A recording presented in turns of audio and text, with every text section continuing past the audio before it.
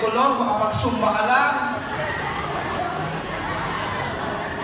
O ikaw tayo yung parlor. Parlor? Ito. Mayaman po ito. Ang gaang-gaang ng loob ko. Nakita ko pa lang. Okay. Ay, ganda.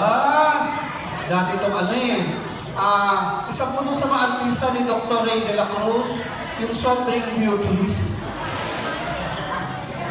Siya si Edna Pacola.